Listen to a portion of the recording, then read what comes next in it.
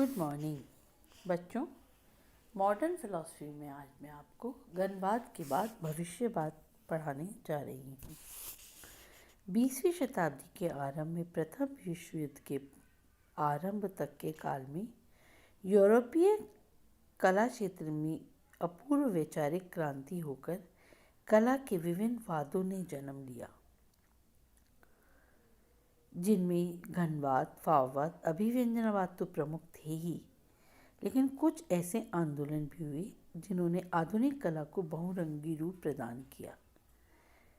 उनमें भविष्यवाद भी एक है। 19वीं शताब्दी के उत्तरार्ध में इटाली की नवीन पीढ़ी ने यूरोपीय विचार क्रांति से अपना संपर्क रखने के प्रयत्न शुरू किए। 1895 में वेनिस द्विवार्षिकी की प्रथम प्रदर्शनी में फ्रेंच, जर्मन, स्विस व ऑस्ट्रेलियन चित्रकारों की कलाकृतियाँ प्रदर्शित हुई, जिनमें यूरोपीय प्रतीकवाद ने इटली में प्रवेश लिया। 1909 में ट्यूरिन अंतर्राष्ट्रीय प्रदर्शनी तथा इटली के कलाकार औद्योगिक कला के नए आयामों से परिचित हुए। 1909 में सोफिची ने प्रभाववाद की प्रशंसा में लेख प्रकाशित करके इटली के चित्रकारों को उसका अनुसरण करने का उपदेश दिया। इस प्रकार यूरोपियन कला के अंतर्गत हुई विचार जागृति के प्रति इटली के नव कलाकार सचेत हो गए।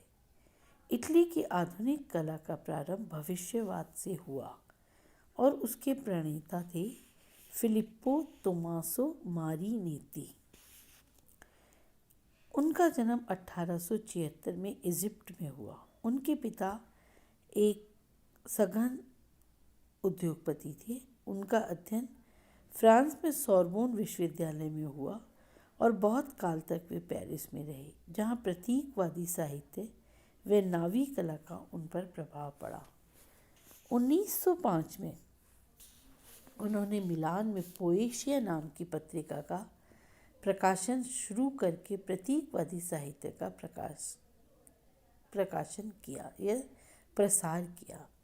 1909 में मारिनेती ने साहित्यिक भविष्यवाद का प्रथम घोषणा पत्र तैयार किया, जिसमें प्रगतिहीन परंपरागत विचारों से मुक्त होकर भविष्य की दिशा में विकासशील होने की आवश्यकता पर बल दिया।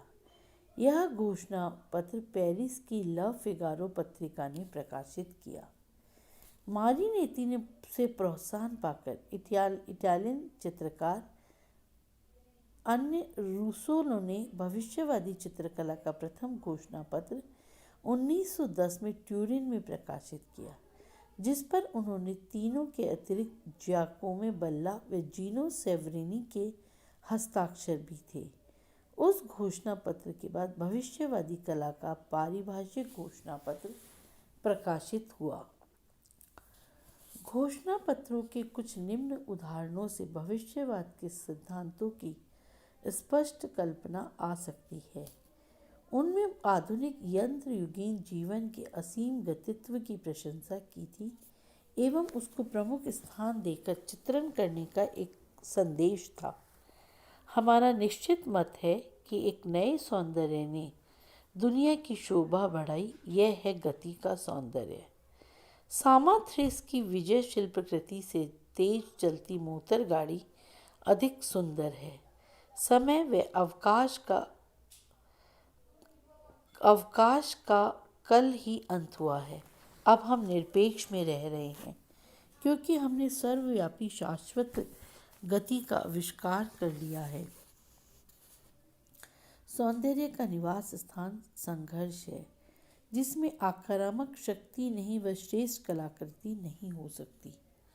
भविष्यवाद के वैचारिक आदर्श थे संकट से प्यार, आक्रामकता, युद्ध की प्रशंसा, देशभक्ति, जीवन के अन्यायों का औचित्य व गौरव। भविष्यवाद में इस प्रकार के विचारों का प्रभुत्व होने के कारण विश्व युद्ध की पूर्वकालीन परिस्थिति में उसका प्रसार सरल था। 1912 में इटाली में प्रारंभ होकर शीघ्र ही यूरोप के सभी देशों में भविष्यवाद के सिद्धांत प्रसारित हो गए। भविष्यवादी सभा सम्मेलन में अक्सर जोर शोर होता था और मुक्त हाथ से घूंसेबाजी व गाली गलौज से ही उसका अंत होता था। भविष्यवादी चित्रकला की अंकन पद्धति के पीछे निम्न सिद्धांत प्रमुख थे। हमारा दृष्टि सामर्थ्य से हम एक्स किरणों के समान पदार्थों के आर पार देख सकते थे, अतः हमारी सभी वस्तुएं पारदर्शक हैं। गति की वजह से वस्तुएं हिलती हैं, आगे पीछे होती है, वे एक दूसरे पर आ जाती है। रंग व प्रकाश के युक्त इन संवेदनाओं को चंचल रूपों में चित्रित करना होगा, जिसके लिए विभाजनवाद व पूरक तत्व के सिद्धांत उपयुक्त हैं।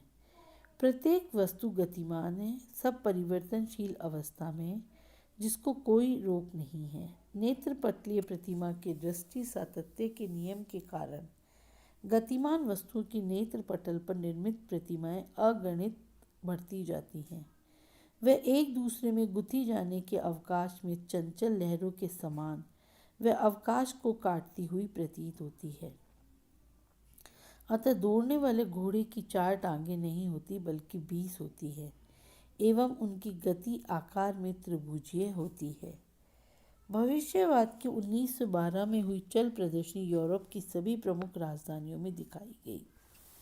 उनकी विवरण पत्रिका में निम्न विचार थे: वस्तु या मानव को अचल स्थिति में चित्रित करना बुद्धिहीनता का लक्षण है।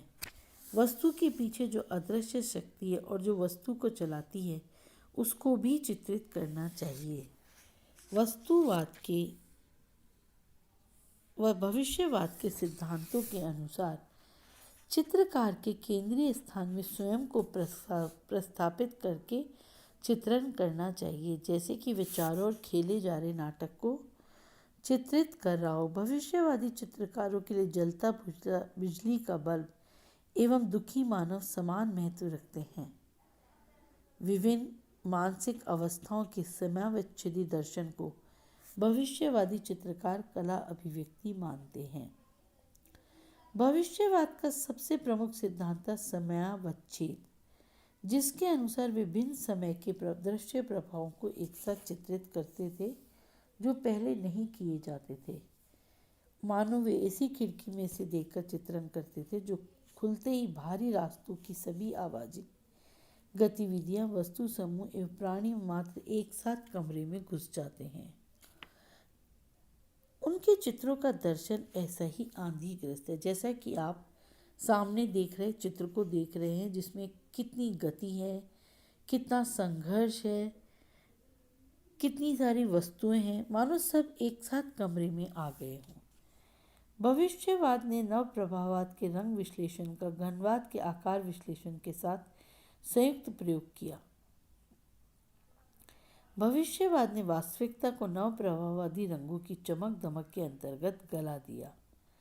भविष्यवादी चित्रकारों की कुछ व्यक्तिगत भिन्नताएं भी थी। कारा के आकारों में ठोसपन था, बोच्चोनी की कला में बौद्धिक प्रदर्शन था, तो सेवेरेनी की कला में अलंकारिकता थी। प्रथम विश्व युद्ध होते भविष्यवाद हतप्रद हो गया। बोत्तिचेनी की मृत्यु हो गई।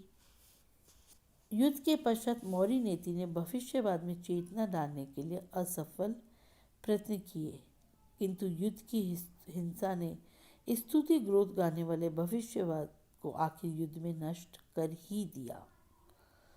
इंग्लिश चित्रकार नेविन्सन ने भी भविष्यवादी शैली के बहुत चित्र बनाए। भविष्यवाद की अमेरिकी चित्रकार जोसेफ स्टल व जॉरिन मैली पर भी काफ़ी प्रभाव रहा। उर्बर्तो का जन्म 1882 में कालाब्रिया में हुआ। उन्होंने भी भविष्यवाद को लेकर अनेक चित्र बनाए। उनके विषय चयन में मानवतीय दृष्टिकोण है, वे संपूर्ण चित्र रचना में विशेष महत्व देते हैं। लुइजी रुसेलो चित्रकार तथा संगीतकार थे। उन्होंने भविष्यवादी ध्वनि कला का घोषणा पत्र प्रकाशित किया। उनमें एक प्रसिद्ध चित्र का शीर्षक ही संगीत था। कालो काराबेरा, जीनो सेवरिनी ने भी भविष्यवाद के लिए काफ़ी योगदान दिया। सेवरिनी एक कवि थे। चित्रण में उनकी अंकन पद्धति कुशलतापूर्ण एवं प्रशंसनीय थी। उन्होंने चित्रकला पर कुछ ग्रंथ भी लिखे। उनकी कला में घनवाद के स्थायित्व, वह भविष्यवाद के गतित्व का संयुक्त दर्शन दिखाई देता है। उनकी आरंभिक कलाकृतियों में भविष्यवाद की निष्ठा से पालन देखने को मिलता है, किंतु उससे असंतुष्ट होकर बाद में उन्होंने शास्त्र युद्ध शैली का विकास किया और वे वस्तु के नैसर्गिक रूप पर ध्यान देने लगे। इसी के साथ भविष्यवाद का धीरे धीरे समापन हो गया। धन्यवाद।